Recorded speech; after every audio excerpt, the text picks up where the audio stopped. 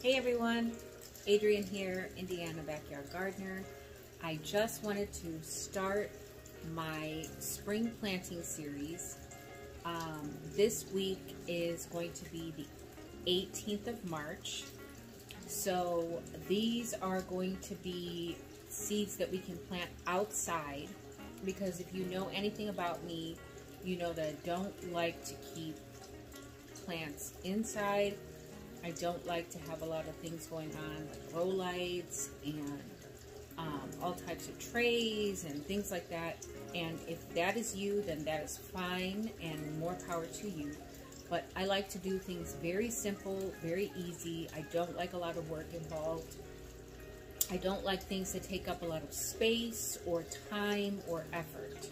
So these seeds and this list that I'm going to go through is going to be a list that you can plant outside under a single layer of protection.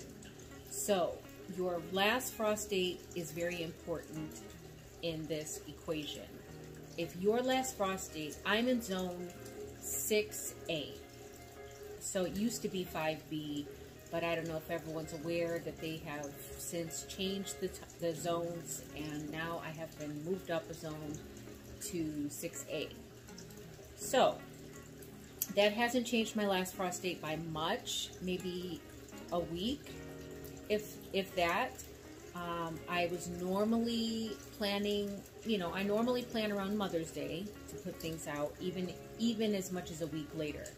But last year, I think it was fairly accurate, the last frost date. So I'm going to go ahead and I'm going to bank on whatever my frost date is. My last frost date is recorded as April 29th, I believe. So if your last frost date falls at the end of April to about mid-May, then you can follow this list, okay? So that would be like zones 5B, 6A, maybe even 5A, okay? So here we go. Now, I did say that you have to do this under a single layer of protection. So a single layer of protection, in my experience, is a greenhouse with just one layer of film, greenhouse film, a cold frame, row covers, a hoop house, something of that nature. Something that's going to protect your plants from frost, okay? Because we're not in the clear just yet, but with that single layer of protection, you can bump up your climate, so to speak, okay? It's a microclimate is what it's called. So under that protection, your soil temperature, now that's where what is very important here. Your soil temperature is elevated when you have a layer of protection. So in order for these seeds to germinate, you have to have a soil temperature of at least 40 degrees, okay?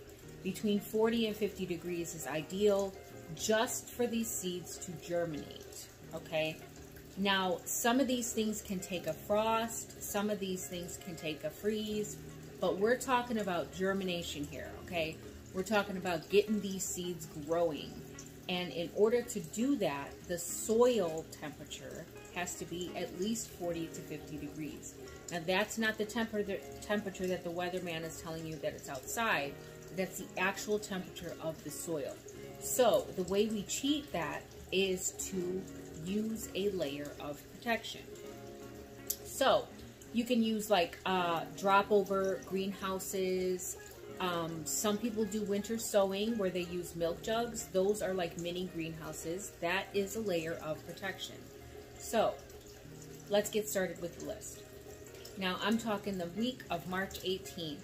We can start putting seeds in the ground under a single layer of protection for arugula, carrots, collards, kale, kohlrabi, leeks, lettuce, mash, mizuna, mustard, onions, not seed onions, okay?